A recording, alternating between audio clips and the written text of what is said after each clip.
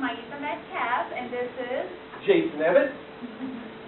And we're with Colorado Mountain College, and we're in the Bachelor of Art of Sustainability Studies, and we're in the Sustainability Economics class, and we're also, and it's taught by Dr. Bradley Tyndall. And our case study is about installing charging stations and also purchasing electric vehicles in 3 different campuses. Those campuses are Glen Springs Central Services, Edwards, and Aspen campus. So now you're going to see what we have found out. All right? Awesome. So we're going to take a systems thinking approach to this. You got to get the big picture of what's going on. Research and design is very important when you're considering electric vehicles. When more people enter a market, that inherently supplies more market capital available for research and design, manufacture, distribution, and marketing for that product. So right now there's not a lot of EVs out there on the market, but it's coming, believe me.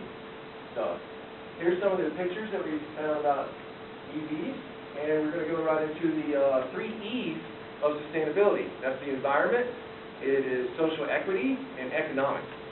So first, the environment. Biodiversity loss is a huge issue for the environment these days. So we have there's a lot of pollution from the manufacturing and the industrial complex that we have going in society these days. Our waste absorption capacity of the earth, our sinks, so to speak, are getting filled up.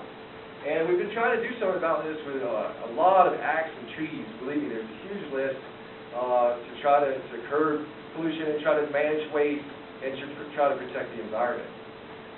One thing that's coming is carbon regulation, and we'll talk a little bit about that, more about that later. Economics. Well, we're going to battery technology for research and design. That's one of the biggest areas that is being funded right now. Green chemistry is the principles that we need to really incorporate into research and design and any kind of manufacturing or any product that we're producing. It keeps us on the right track for protecting the environment. Lithium is a major issue with batteries. A lot of the funding is going into lithium-ion batteries these days. Lithium is becoming more and more scarcer. There's a lot of other valuable products and things that are made with lithium, and so we really need to consider the direction and the trends of the research and design that we're doing. Range anxiety is something that's associated with the battery output and battery capacity for electric vehicles. You just never know if you're going to make it back home if you go very far with those things, and it's one of the issues of electric vehicles. Battery research and design is trying to solve those issues right now. There's a lot of government support. There's a lot of money being funded, being pumped into battery research and design. Social equity. Well, we're still in economics. Our health, wealth, and well-being depend on the environment we're destroying in the name of progress and growth. So far, this has been a really niche market, electric vehicles, and that's part of the funding and the mandates, policies, and everything going on with the government these days. The Obama administration is really trying to get electric vehicles. 8 states have rolled out a big program to, they have a goal to sell 3.3 million electric vehicles by 2025. Excuse me. And so it's been a niche market. One way to get into a niche market is to make high-end vehicles and sell those to wealthy individuals. And although this creates a little bit of problems for access and distribution, it's a way to get into a market where you don't have where you're not already established, like Ford and Nissan and some of these other companies that are already in the game. You can sell some high-end vehicles, and then like Tesla has a goal to make a affordable electric vehicle for say the price of a Corolla, Toyota Corolla, in just a few years now. So they're working on that. Some of the things associated with economics, like the first law of thermodynamics, there's only a certain amount of energy and matter in the world and in the universe, and it can neither be created nor destroyed. So we have limitations we're working with there, and of that matter and energy, matter is subjected to the second law of thermodynamics, which deals with entropy, and pretty much everything that you use and do creates wear, and there's a little bit of less life, more used upness of the product. So we have to consider these things when we're designing and creating infrastructure. Supply creates its own demand, and that's what I was talking about with the 8-state rollout. New York and California are two of the big states, and that will definitely create be able to broaden the market away from the niche market that it is. The Hubert curve was predicted by the guy Hubert back in the day. He was saying that one day we're going to run out of oil, and there's only so much left, and he created a formula to figure it out, and believe it or not, he's been pretty close. Technology has definitely made advancements in accessibility of more stocks, and also has been able to find more stocks of oil and gas, and so that's kind of skewed the numbers a little bit, but most of the major projections are saying that we're going to hit peak oil somewhere between 2015 and 2020, which is right around the corner. And the hoteling rule is applied here in the fact that you're going to put your money in the best investment, and oil and gas is soon not going to be the best investment. It's going to get to a price point that brings in the backstop products and price points that is going to allow EVs to come into the market, and that's what's happening right now. So now we can move on to social equity. And we find that our social equity lies within the well-being and functionality of the environment and the goods and services provided by nature. We've had a lot of equity over the years, and especially over the last 100, 200 years. And as we talked about before, the environment has really taken a beating. So we need to try to consider optimal scale. We need to have our growth and development be within a manageable and a sustainable way, and such that we don't skew the equity more towards the environment or economics or ourselves, which lies within the social equity piece. We're dealing with a full world right now versus an empty world. 200-300 years ago, there was a lot of resources in the world, and now we have filled up the world in the sense that we're using a lot of resources, and our waste absorption capacity of the earth is getting full.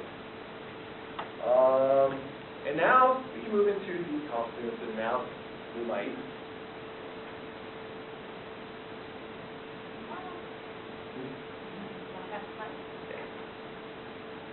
Alright, so to create a cost benefit analysis, we decided to make decisions and pick the equipment that we were going to buy, so the CMC could purchase those. So we thought of an AC level 2 240V charger, which means it has two different plugs. So the idea behind this case study is for CMC to get a charger that has two plugs, so they can have one for faculty, staff and employees, students, and also one for the community. The idea is to charge for the community to use the charger. Grant availability, I try to come up with how much it would cost, but how much it could be offset by rebates and incentives, tax credits, and that kind of stuff. There's a lot of grants available right now. So if CMC decided to install a charging station, they could potentially get a federal grant that would cover 60 to 70% of the full cost. Also, there are federal and local grants available. So I think CMC, when it decides to take this approach and install the charging stations, make sure you look for grants available federally and also locally. All right? Creates revenue because you'll be charging the community to use the station. So we did some calculation. We're going to show you guys how much revenue could be created by this station. We also included the electric vehicles because we think that CMC really needs to create the demand, like Jason was talking about it. So for CMC to have a charging station, it would be ideal to also get at least one vehicle in each campus. So let's say you buy a Nissan Leaf, you decide to pick just one car. It costs $28,000, but right now they have a federal tax credit of $14,500.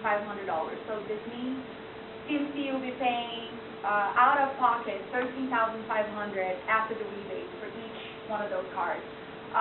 And the fund generated by the station, so the revenue created, we think it should be used to pay for maintenance for those cars and for the station itself, to buy more electric vehicles for other campuses, and also to add more charging stations to other facilities. So the idea in the end is for each campus to have its own charging station, creating revenue and buying more electric vehicles for faculty or for, anyway, for students, you know, just create an incentive. The return on investment, I mean, I did a pretty simple formula. I did not add the electric vehicles just because we thought the return on investment would be much slower, it would take much longer. So we decided to just do the return on investment on the charging station. So the revenue created was $10,950 a year. It would be $30 a day roughly. It would cost CMC $7,858 to charge, to install the charging station. So it's revenue minus investment divided by the investment times 100. And I will share this with you for sure. The return on investment would be 48%. The intangible values, there are so many, we just try to come up with a few, but definitely the reduction of the CO2 emissions. CMC would have a happier and more productive staff. CMC would be setting an example to other colleges around the country on how to become a green facility.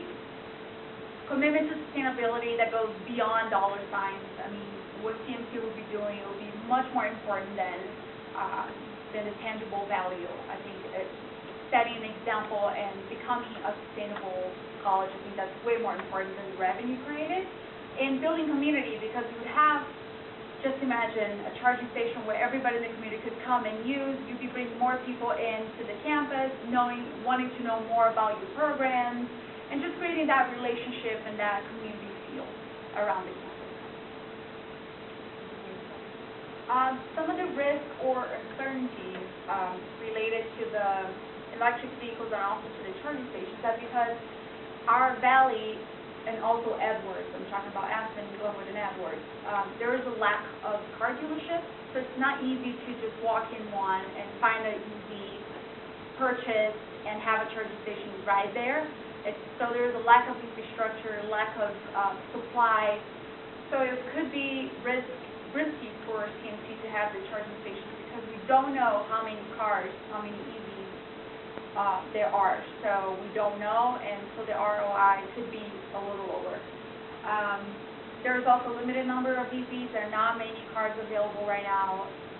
I'm sure, like Jason explained, in the future there will be more options. As of right now, there are only a few, and some issue with the batteries. Jason's going to explain a little bit better what the issues are with the batteries.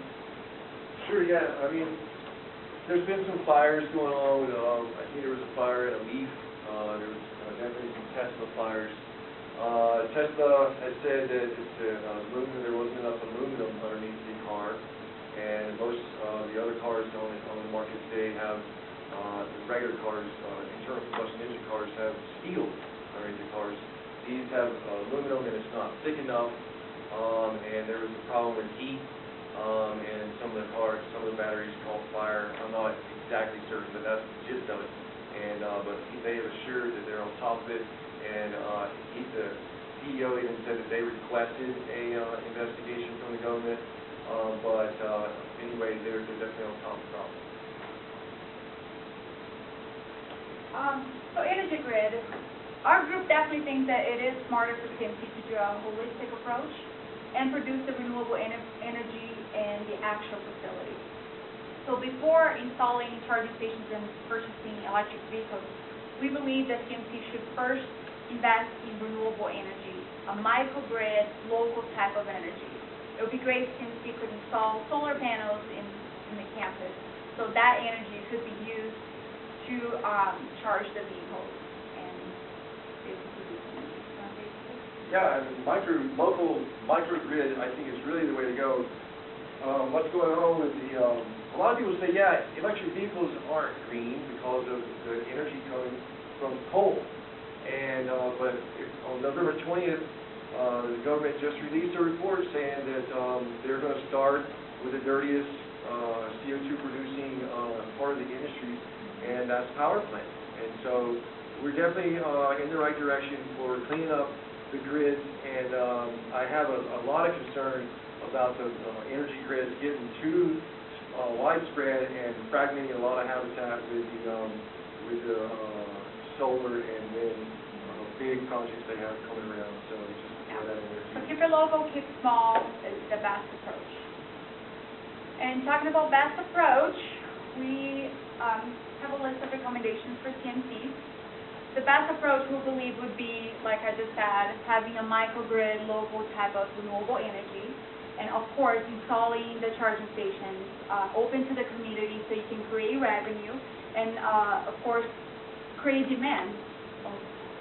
Create demand. So if CMC could purchase those vehicles and basically start creating the revenue inside of the organization, we think it would be the best approach to move forward with new types of sustainable technology. Yep, one thing we learned in sustainable economics is the supply creates its own demand. That's part of this big 3.3 million rollout in 8 states for the electric vehicles.